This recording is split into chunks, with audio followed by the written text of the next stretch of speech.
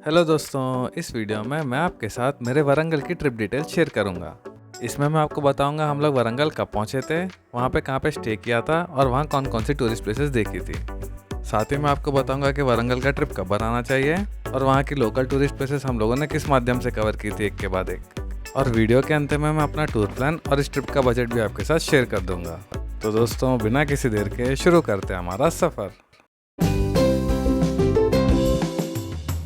इस ट्रिप की शुरुआत हम लोगों ने हैदराबाद के सिकंदराबाद रेलवे स्टेशन से की थी।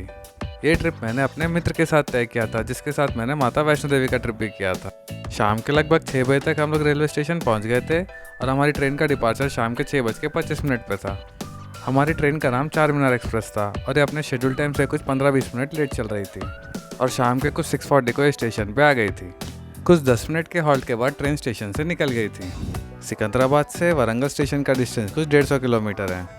वारंगल में एक्चुअली दो बड़े स्टेशन हैं, एक वारंगल और दूसरा काजीपेट, और दोनों के बीच का डिस्टेंस कुछ 14 किलोमीटर है। और हमारी ट्रेन काजीपेट जंक्शन से होते हुए रात के कुछ 9:15 को वारंगल रेलवे स्टेशन पहुंच गई थी। ट्रेन से उतर के हम लोग बाहर की तरफ चल दिए और रात के समय रेलवे स्टेशन के बाहर के नज़ारे काफ़ी शानदार थे। यहाँ की लाइटिंग काफ़ी मज़ेदार थी। दोस्तों, रेलवे स्टेशन के बाहर काफ़ी सारे होटल्स का ऑप्शन है और आपको हर रेंज का होटल मिल जाएगा। हम लोग हमारे दोस्त के पास रुके थे जिसका घर सोसाइटी कॉलोनी में था, जिसका डिस्टेंस कुछ 2 किलोमीटर है, और वहाँ तक हम लोग शेयरिंग ऑटो में चले गए थे। डिनर में हम लोगों ने यहाँ का फेमस मैसूर बोंडा खाया था, जो चारबौली रोड पे बना हुआ है, और यहाँ हमारा आज का दिन समाप्त हुआ था। अगले दिन सुबह के कुछ 8:30 तक हम लोग रेडी हो गए थे और लोकल टूरिस्ट प्लेसेस घूमने के लिए हम लोगों ने दोस्त की गाड़ी ले ली थी और यहाँ से हम लोगों ने वारंगल घूमने का सफ़र शुरू किया था। दोस्तों, वारंगल में आप लोग सिटी के अंदर ये सारी टूरिस्ट प्लेसेस देख सकते हैं, और अगर आप सिटी के बाहर जाते हैं तो आप लोग ये सारी प्लेसेस कवर कर सकते हैं। हम लोग आज सबसे पहले रामाप्पा टेम्पल देखने चल दिए। बाहर मेन रोड पे आके हम लोगों ने ब्रेकफास्ट कर लिया था और गाड़ी में पेट्रोल डला के हम लोग यहाँ से निकल गए थे। टाउन से निकलते निकलते हमें सुबह के 9:15 हो गए थे और सुबह के समय सुंदर नज़ारों का आनंद लेते हम लोग आगे बढ़ते रहे। दोस्तों, वारंगल में बाइक रेंटल के ऑप्शंस भी अवेलेबल हैं और अगर आप चाहें तो यहाँ से गाड़ी रेंट पे लेकर भी जा सकते हैं, जिसका पर डे का प्राइस 500 रुपये से शुरू होता है। हम लोग अक्टूबर के महीने में यहाँ आए थे, इसलिए ग्रीनरी काफ़ी दिख रही थी। वारंगल विज़िट करने का सही समय है सितंबर टू मार्च, क्योंकि यहाँ की गर्मी काफ़ी तेज़ होती है।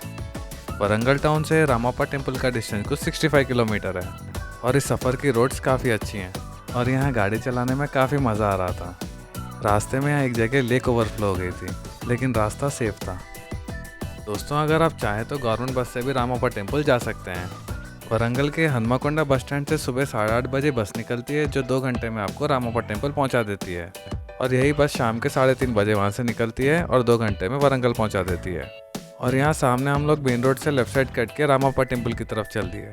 बस से जाने का दूसरा ऑप्शन ये है कि आप पहले हनुमानकोंडा बस स्टैंड से मुलुगु बस स्टैंड जा सकते हैं, जो कुछ 50 किलोमीटर के डिस्टेंस पे है, और वहाँ से आप लोग लोकल बस या शेयरिंग ऑटो में रामाप्पा टेम्पल जा सकते हैं, जिसका डिस्टेंस कुछ 16 किलोमीटर ही है।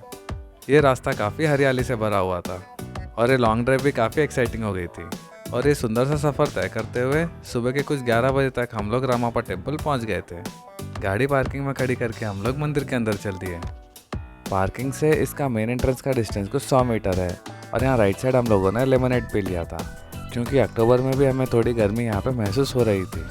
और यहाँ से हम लोग मंदिर के दर्शन करने चल दिए और इसकी टाइमिंग कुछ इस प्रकार है। अंदर आते ही यहाँ पे एक बड़ा सा पार्क बना हुआ था, जहाँ पे काफ़ी लोग आकर पिकनिक की तरह अपना समय बिताते हैं, और यहाँ से सामने चलने पे आप लोग मंदिर देख सकते हैं। चप्पल हम लोगों ने मंदिर के बाहर उतार दी थी और यहाँ पैर धोकर अंदर चल दिए, और यहाँ मंदिर के नज़ारे कुछ इस प्रकार हैं।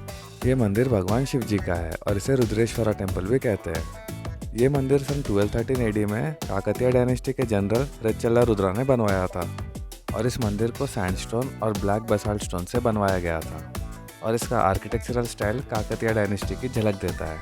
रामाप्पा टेम्पल के बगल में एक छोटा मंदिर भी था जिसे काटेश्वर आलयम कहते हैं। ये मंदिर भी भगवान शिव जी के प्रति बना हुआ है, और अंदर से मंदिर के नज़ारे कुछ इस प्रकार हैं। इस मंदिर के अंदर शिवलिंग रखा हुआ है, जिसके ऊपर धूप की रोशनी पड़ रही थी। मंदिर के इतने भीतर धूप की रोशनी पड़ना, यही इसी आर्किटेक्चर की खास बात थी। यहाँ से फिर हम लोग बाहर निकलकर मेन रामाप्पा टेम्पल देखने चल दिए। दोस्तों, इन मंदिर की बनावट देखकर आप लोग काकतीय डायनेस्टी का अंदाज़ा लगा सकते हैं। काकतीय डायनेस्टी यहाँ की काफ़ी पावरफुल डायनेस्टी थी, जिसने 12वीं सेंचुरी से लेकर 14वीं सेंचुरी तक यहाँ पे राज किया था। इनके राज्य की सीमा अभी के आंध्र प्रदेश, तेलंगाना और कुछ महाराष्ट्र, कर्नाटक और तमिलनाडु था। और इनके रूलर थे गणपति देवा, रुद्रमा देवी और प्रताप रुद्रा II। बाद में 14वीं सेंचुरी से यहाँ पे दिल्ली सल्तनत ने कब्जा कर लिया था और ये मंदिर गणपति देवा के पीरियड के टाइम पे बनवाया गया था।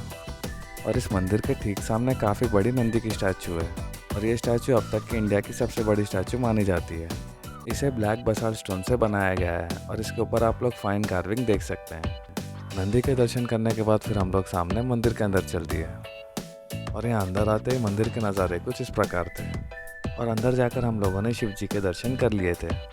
इस मंदिर को सन 2021 में वर्ल्ड हेरिटेज साइट का दर्जा भी दिया गया है और अभी यह मंदिर आर्कियोलॉजिकल सर्वे ऑफ इंडिया के अंडर मेंटेन किया जाता है।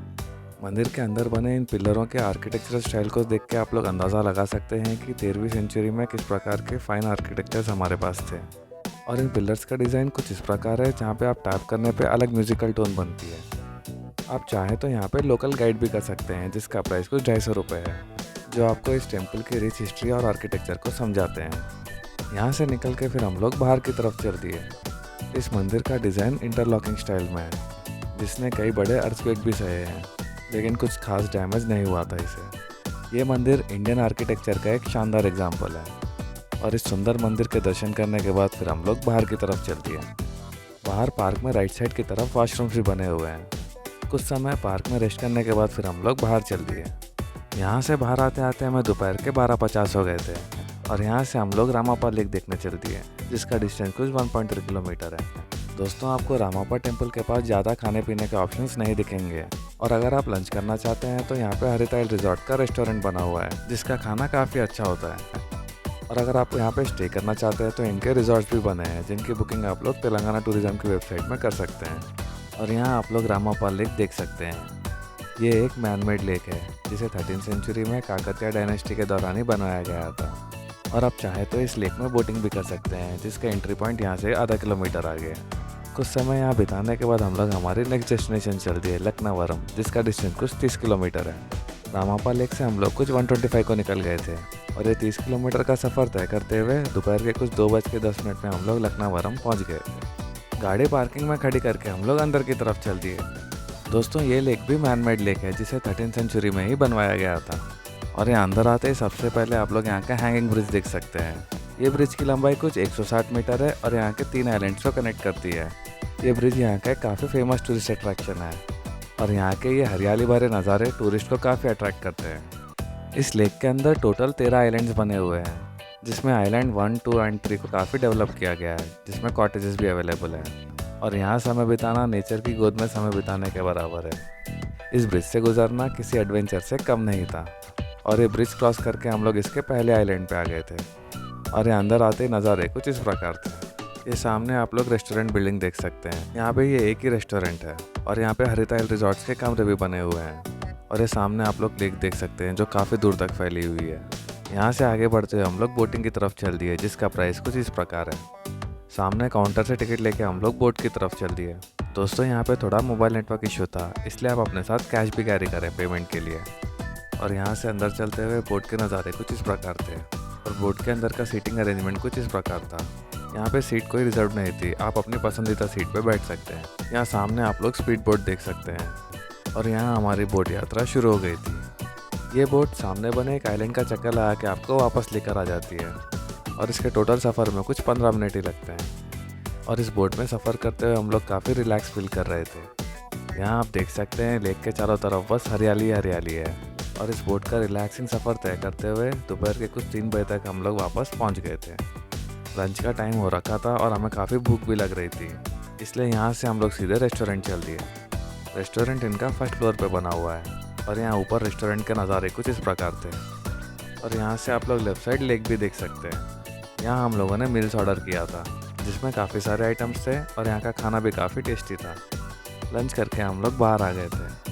दोस्तों, यहाँ हरिताइल रिजॉर्ट के कमरे बिल्कुल लेक के ऊपर बने हैं और यहाँ से सनसेट और सनराइज़ काफ़ी शानदार दिखता है। एक्चुअली हमारा यहाँ पे नाइट स्टे करने का प्लान था, लेकिन लेट टाइमिंग के कारण हमें यहाँ पे कमरे नहीं मिले थे। मेरी सजेशन ये है, अगर आप यहाँ आते हैं तो यहाँ नाइट स्टे ज़रूर करें। कुछ और समय यहाँ बिताने के बाद फिर हम लोग बाहर की तरफ चल दिए। यहाँ से बाहर निकलते निकलते हमें शाम के 4:15 हो गए थे और यहाँ से हम लोग वापस वारंगल टाउन की तरफ चल दिए, जिसका डिस्टेंस कुछ 75 किलोमीटर था।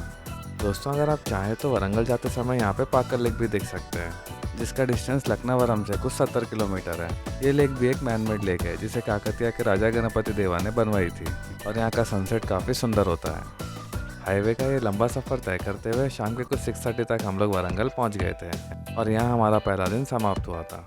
दोस्तों ये वीडियो काफ़ी लंबा हो गया था, इसलिए मैंने वारंगल की डेटों का सेपरेट वीडियो बनाया है जिसमें मैंने वारंगल टाउन के लोकल टूरिस्ट प्लेसेस कवर किए हैं। वीडियो का लिंक डिस्क्रिप्शन में है। तो दोस्तों इस वीडियो में बस इतना ही। अगर आपको वीडियो अच्छा लगा है तो प्लीज़ वीडियो को लाइक एंड चैनल को सब्सक्राइब जरूर करें। जल्दी मिलते हैं अगले सफ़र में, तब तक के लिए धन्यवाद।